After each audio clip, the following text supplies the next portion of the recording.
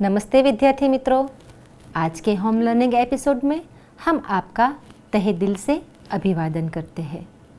आज की इकाई शुरू करने से पहले विद्यार्थी मित्रों, हमें आज के कोरोना महामारी के समय में इन 3 चीज़ों का पालन अवश्य करना है। जब भी घर से बाहर निकलना है, मास्क अवश्य पहनना है, अपने हाथ को बार बार साफ करते रहना है और जब भी भीड़ भाड़ वाली जगह में जाओ तो 2 गज दूरी का अंतर बनाए रखो। विद्यार्थी मित्रों, आज की इकाई का अध्ययन शुरू करने से पहले मैं आपको कुछ कहना चाहती हूँ। हमारे भारतीय महापुरुषों को जीवन को अगर देखा जाए तो उन्होंने अपने जीवन में अनेक कठिन मुसीबतों का सामना करके अपने जीवन को सफल एवं समृद्ध बनाया है। उदाहरण के रूप में हम अपने महान वैज्ञानिक डॉक्टर APJ अब्दुल कलाम के जीवन को देखते हैं तो उन्होंने अपने जीवन में अनेक कठिन परिस्थितियों का, मुश्किलों का सामना किया है और वह हमारे भारत देश के राष्ट्रपति बने थे। विद्यार्थी मित्रों, APJ अब्दुल कलाम साहब ने इन 5 वाक्यों को अपने जीवन में उतारा था, आत्मसात किया था और अपने जीवन को सफल बनाया था। तो इन 5 वाक्यों को हमारे दिन की शुरुआत में उनको याद कर कर अपने जीवन में उनको उतारना है। सबसे पहला वाक्य हम देखेंगे, speak 5 line to yourself every morning. हर सुबह हमें इन 5 लाइन को याद करना है और अपने जीवन में उतारना है। दुनिया में हर इंसानों के मुताबिक मैं सर्वश्रेष्ठ हूँ। I am the best. I can do it. कोई भी काम आए, कोई भी परिस्थिति हो, हमें अपने मन को कहना है कि यह काम मैं कर सकता हूँ। I can do it. तीसरा वाक्य है, God is always with me. भगवान हर हाल में, हर जगह मेरे साथ है। चौथी लाइन है, आई एम अ विनर। हर काम की शुरुआत में आपको आत्मविश्वास से कहना है कि इस काम में मैं अवश्य विजेता बनूंगा। Today is my day. हर दिन हमारा है, हर दिन मेरा है। इसी हिसाब से हमें अपने प्रत्येक दिन की और हमारे जीवन की नींव तैयार करनी है। विद्यार्थी मित्रों, इन 5 लाइनों को जानने के पश्चात मैं आपको एक कविता के माध्यम से भी हमारे जीवन को उत्कृष्ट बनाने का एक संदेश देना चाहती हूँ। वह कविता हमारे राष्ट्र कवि, हिंदी के सुप्रसिद्ध जाने माने कवि श्री सोहनलाल द्विवेदी जी की लोकप्रिय कविता है, जिन्होंने आपने पिछले वर्षों में उस कविता का अध्ययन कर चुके हैं। हमारी जो इकाई है उससे भी वह बहुत निकटता से संबंध रखती है। अतः अब हम उस कविता का ध्यान से देखेंगे और समझेंगे। तो चलिए हम उस लोकप्रिय कविता को देखते हैं और समझते हैं। लहरों से डरकर नौका पार नहीं होती, कोशिश करने वालों की कभी हार नहीं होती। नन्ही चींटी जब दाना लेकर चलती है, चढ़ती दीवारों पर 100 बार फिसलती है। मन का विश्वास रगों में साहस भरता है, चढ़कर गिरना, गिरकर चढ़ना ना अखरता है। आखिर उसकी मेहनत बेकार नहीं होती, कोशिश करने वालों की कभी हार नहीं होती। असफलता एक चुनौती है, स्वीकार करो। क्या कमी रह गई देखो और सुधार करो। जब तक न सफल हो, नींद चैन को त्यागो तुम। संघर्ष का मैदान छोड़ मत भागो तुम। कुछ किए बिना ही जय जयकार नहीं होती, कोशिश करने वालों की कभी हार नहीं होती।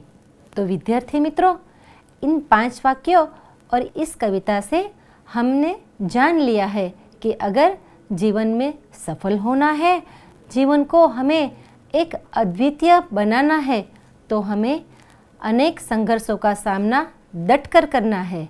और इसी से संबंधित आज काव्य है, इकाई 6। आप सब विद्यार्थी मित्रों के पास अपनी पाठ्य पुस्तक होगी। तो अपनी पाठ्य पुस्तक का 33वें नंबर का पेज अब आप निकालेंगे। क्रम है इकाई 6। कविता का नाम है तूफानों की और।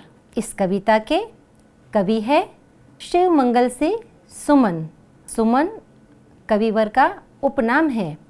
विद्यार्थी मित्रों, हम कवि का परिचय प्राप्त करेंगे।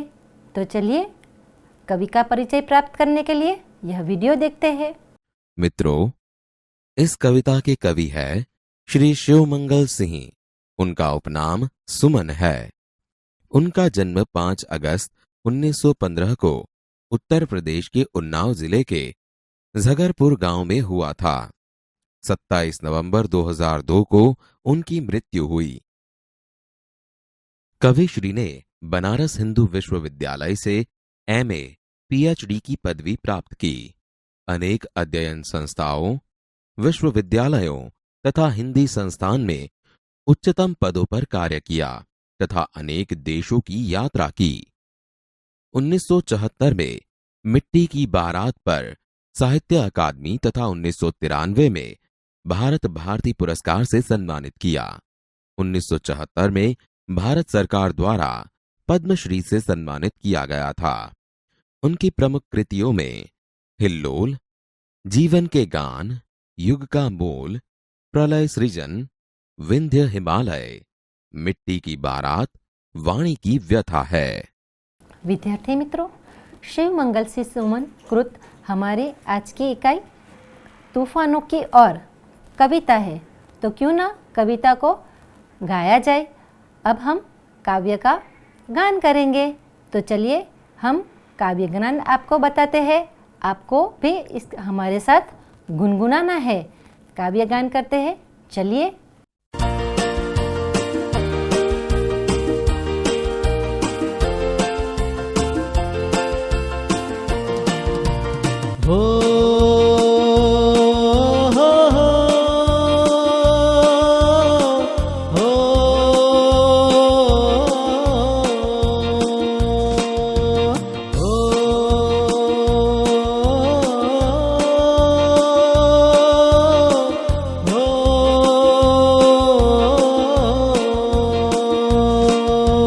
तूफानों की और घुमा दो नाविक निज पतवार।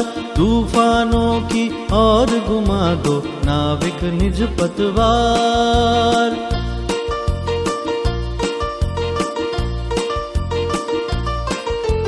आज सिंधु ने विश्व उगला है, लहरों का यौवन मचला है। आज सिंधु ने विश्व उगला है, लहरों का यौवन मचला है। आज हृदय में और सिंधु में, आज हृदय में और सिंधु में साथ उठा है ज्वार। आज हृदय में और सिंधु में साथ उठा है ज्वार। तूफानों की और घुमा दो नाविक निज पतवार। नाविक निज पतवार।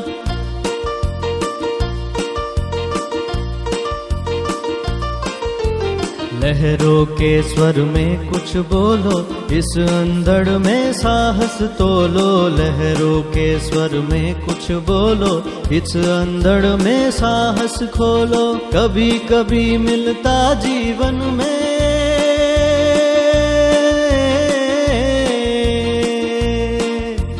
कभी कभी मिलता जीवन में तूफानों का प्यार। तूफानों का प्यार, तूफानों का प्यार। तूफानों की और घुमा दो नाविक निज पतवार। नाविक निज पतवार।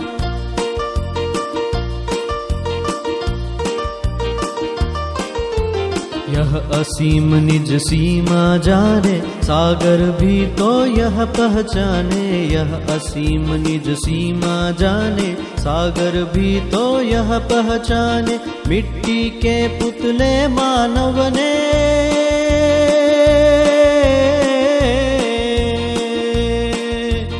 मिट्टी के पुतले मानव ने कभी न मानी हार, मिट्टी के पुतले मानव ने कभी न मानी हार। तूफानों की और घुमा दो नाविक निज पतवार, नाविक निज पतवार।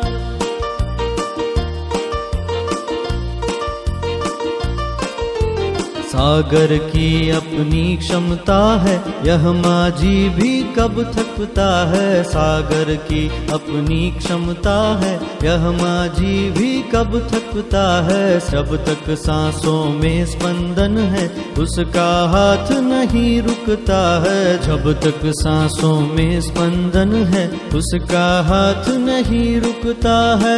इसके ही बल पर कर डाले,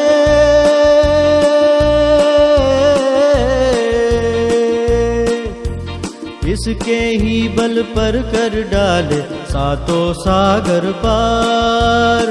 इसके ही बल पर कर डाले सातों सागर पार। तूफानों की और घुमा दो नाविक निज पतवार, तूफानों की और घुमा दो नाविक निज पतवार, नाविक निज पतवार, नाविक निज पतवार।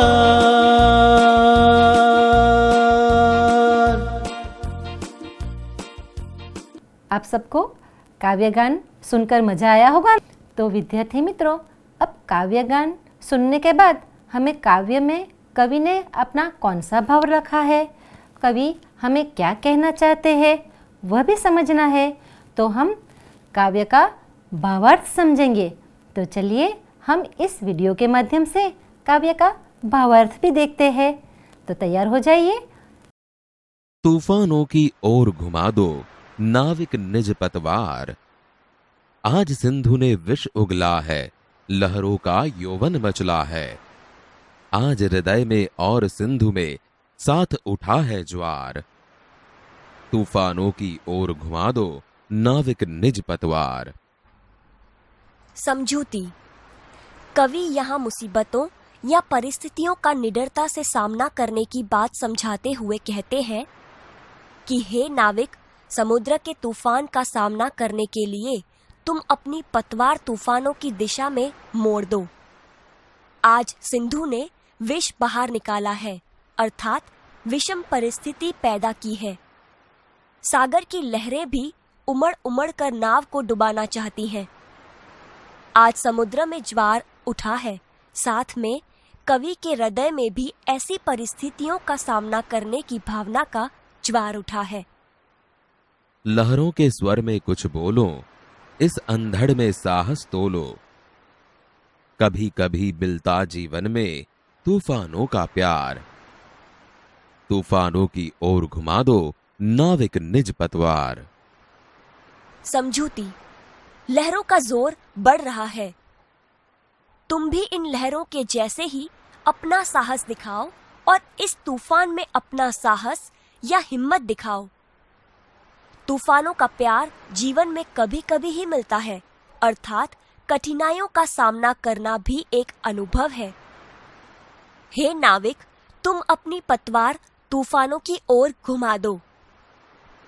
यह असीम निज सीमा जाने, सागर भी तो यह पहचाने।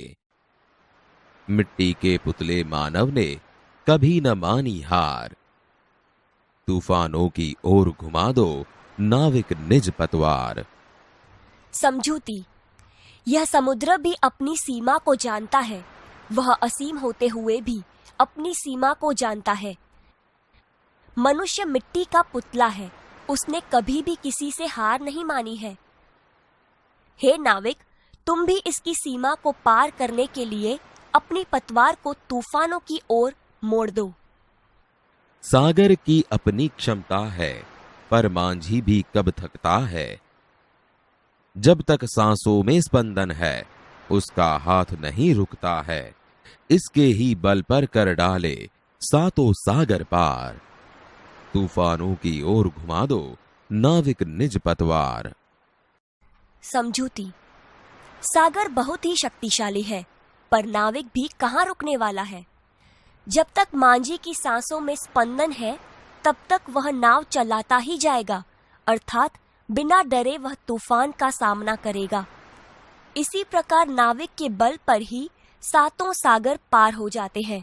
मनुष्य किसी से भी हार नहीं मानता। इसी प्रकार मनुष्य ने सभी जगह विजय प्राप्त की है। विद्यार्थी मित्रों, काव्य गान आपने बहुत अच्छी तरह से सुना और उसे गुनगुनाया भी। काव्य समझौती भी आपने प्राप्त कर ली। काव्य का जो निहित भाव है वह भी हमने समझ लिया। विद्यार्थी मित्रों, तो अब हम काव्य में कवि ने जो शब्द का उपयोग किया है तो उनका समानार्थी शब्द देखना चाहेंगे। तो आपको हम वह भी बताते हैं ताकि आप इस काव्य को बड़ी अच्छी तरह से समझ सके और उसका जो स्वाध्याय और अभ्यास है वह भी बड़ी आसानी से कर सके। विद्यार्थी मित्रों, हम यहाँ कुछ समानार्थी शब्द आपके सामने रख रहे हैं। आपको अपनी पाठ्य पुस्तक में से इकाई 6 तूफानों की और उस काव्य को देखना है और उस शब्द को कवि ने कौन सा शब्द का उपयोग किया है वह ढूंढना है और अपनी कॉपी में लिख से जाना है। तो आप सबके पास पाठ्य पुस्तक, कॉपी, पेन या पेंसिल होंगे ही। तो अब हम शब्द के अर्थ यहाँ पर आपको दे रहे हैं, मगर ढूंढना आप ही को है। चलिए विद्यार्थी मित्रों, तो मैं यहाँ पर आपको शब्द दिखा रही हूँ। इन शब्दों के लिए काव्य में उपयोग किए गए शब्द यहाँ लिखिए। विद्यार्थी मित्रों, सबसे पहला शब्द है अपना। अपना शब्द के लिए कविवर सुमन जी ने काव्य में कौन सा शब्द का उपयोग किया है आपको पाठ्य पुस्तक में से ढूंढना है और उसका उत्तर अपनी कॉपी में लिख से जाना है। विद्यार्थी मित्रों, अपना शब्द के लिए काव्य में उपयोग किया गया शब्द है निज। इसके बाद दूसरा शब्द आएगा आंधी। आंधी शब्द के लिए काव्य में कौन सा शब्द का उपयोग किया गया है आप अपनी कविता में उसे ढूंढिए। जी हाँ, अंधड़ शब्द आंधी शब्द के लिए काव्य में प्रयोग किया गया है। तत्पश्चात शक्ति। शक्ति शब्द के लिए काव्य में उपयोग किया गया है शब्द क्षमता। इसके बाद का शब्द है समुद्र। समुद्र शब्द के लिए कविता में उपयोग किया गया शब्द, तो कौन सा उत्तर आया इसके लिए? जी हाँ, सिंधु और सागर। एक और शब्द है मल्लाह। मल्लाह शब्द के लिए काव्य में कौन से शब्द का प्रयोग हुआ है? देखिए, नाविक, माझी। इन दो शब्दों का कविवर ने काव्य में प्रयोग किया है। आप अपनी कविता में इन शब्दों के नीचे अंडरलाइन भी करते चलेंगे और उसे कॉपी में लिखते भी चलेंगे। चेतना। चेतना शब्द के लिए कौन सा शब्द उपयोग हुआ है कविता में? तो उसके लिए स्पंदन। स्पंदन का दूसरा समानार्थी शब्द धड़कन भी है। इसके बाद एक नया शब्द हम जानने की कोशिश करते हैं, नाव चलाने की लकड़ी। काव्य में कौन सा शब्द का उपयोग किया है? पतवार। इसके बाद एक और शब्द जानने का हम प्रयत्न कर रहे हैं, जहर। जहर शब्द के लिए काव्य में प्रयोग हुआ है शब्द विष। तूफान शब्द के लिए काव्य में प्रयोग किया गया शब्द है ज्वार। सीमाहीन, जिसकी कोई सीमा नहीं है, सीमाहीन शब्द के लिए हमारे इस काव्य में शब्द का प्रयोग हुआ है असीम। आपको अपनी कविता में असीम शब्द को ढूंढना है, उसको अंडरलाइन करना है और अपनी कॉपी में लिखते भी चलना है। अंत में एक और शब्द आ रहा है तरफ। तरफ के लिए कविता में शब्द का प्रयोग हुआ है और। विद्यार्थी मित्रों, कविता को अच्छी तरह से समझने के लिए, उसके भावार्थ को समझने के लिए हम एक और मुहावरा करेंगे। एक प्रश्न आपके सामने रखा जाएगा जिसके 4 विकल्प दिए जाएंगे। आपको प्रश्न भी पढ़ना है और उसका सही विकल्प भी चुनना है। तो चलिए हम इस मुहावरे को आपके सामने पेश कर रहे हैं। योग्य विकल्प के सामने कोष्टक में सही का चिन्ह कीजिए। प्रश्न आता है सबसे पहला, कवि ने नाविक को पतवार कहाँ घुमाने को कहा है? उसके विकल्प आप देखिए। क तूफानों की ओर, ख बागों की ओर, ग आसमान की ओर, घ जमीन की ओर। तो इन 4 विकल्पों में से सही उत्तर आपको पता चल ही गया होगा। कवि ने नाविक को पतवार तूफानों की ओर घुमाने को कहा है, तो इसका सही उत्तर होगा क। तो आपको कोष्टक में क के सामने सही का निशान करना है। प्रश्न दूसरा आता है हमारे सामने, आप स्क्रीन पर देख सकते हैं। विष किसने उगला है? विकल्प क नागिन ने, ख सिंधु ने, ग नागिन ने, घ धरती ने। तो आपको अब पता चल गया होगा कि विष सिंधु ने उगला है। इस प्रश्न का सही विकल्प ख है, विष सिंधु ने उगला है।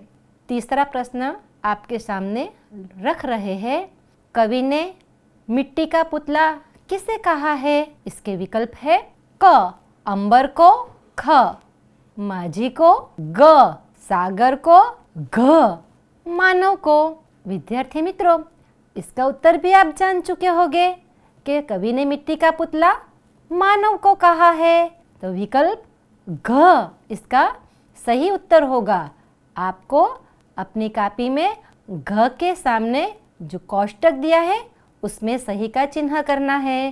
प्रश्न चौथा आ रहा है आपकी स्क्रीन पर, देखिए। जीवन में किसका प्यार कभी कभी मिलता है? आपके सामने विकल्प आ रहे हैं।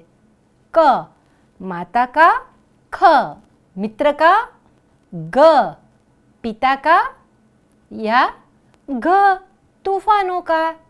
तो यहाँ हमारा सही उत्तर होगा जी, बिल्कुल सही, तूफानों का।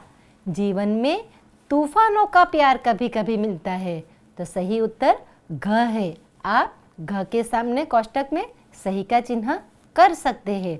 विद्यार्थी मित्रों, हमने शब्दार्थ के माध्यम से और प्रश्न के विकल्प के माध्यम से भी इस कविता का भावार्थ समझने का प्रयत्न किया है। और इसके बाद हम एक चित्र यहाँ पर आपके सामने रखेंगे। आपने इसका मुहावरा भी कई बार अपने वर्गखंड में किया होगा कि चित्र के आधार पर आप उससे संबंधित कुछ वाक्य बनाते होंगे, कुछ परिच्छेद बनाते होंगे या फिर निबंध लिखते होंगे। तो विद्यार्थी मित्रों, आपकी मौलिक शक्ति का, आपकी अभिव्यक्ति का, आपकी विचार शक्ति का विकास हो, इस हेतु से यहाँ पर एक चित्र आपके सामने प्रस्तुत कर रहे हैं। तो वह आपको देखना है और कुछ शब्द भी दिए जाएंगे जिसके माध्यम से आप इन शब्दों के उपयोग से एक कहानी लिख सकते हैं और वह कहानी अपने माता पिता, भाई बहन और अपने मित्रों को सुना सकते हैं। तो चलिए देखिए, बहुत खूबसूरत सा एक चित्र आपके सामने है जो आपकी पाठ्य पुस्तक में भी है। चलो तो कुछ शब्द भी आपको देते हैं। सुबह, घर, मेला, खिलौने वाला, ढेर सारे, बच्चे, जागना, जगाना, खरीदा, खुश, मुर्गा, बक्सा, बांग। विद्यार्थी मित्रों, इन शब्दों की सहायता से आपको एक कहानी लिखनी है, मगर यह काम आपको अभी नहीं करना। यह एपिसोड खत्म हो जाने के बाद गृह कार्य के रूप में आपको यह कहानी लिखना है। विद्यार्थी मित्रों, इन चित्र की मदद से और इन शब्दों की सहायता से आपको एक छोटी सी कहानी लिखना है। इस एपिसोड के खत्म होने के बाद गृह कार्य के रूप में आप यह काम कर सकते हैं। विद्यार्थी मित्रों, आज के इस एपिसोड में आपने बहुत अच्छी तरह से तूफानों की और कविता का पठन कर लिया है। अच्छा विद्यार्थी मित्रों, तो अब बारी है आज के एपिसोड के आज के सवाल की। तो आज का सवाल आपके सामने रख रहे हैं। आज का सवाल, इस कविता के कवि कौन है? 1. पंडित सोहनलाल द्विवेदी। 2. शिव मंगल सिंह सुमन। 3. रामधारी सिंह दिनकर। 4. पंडित भरत व्यास जी। विद्यार्थी मित्रों, आज रात 8 बजे से पहले आपको इस टोल फ्री नंबर पर इस प्रश्न का उत्तर दे देना है। टोल फ्री नंबर है 6355739948।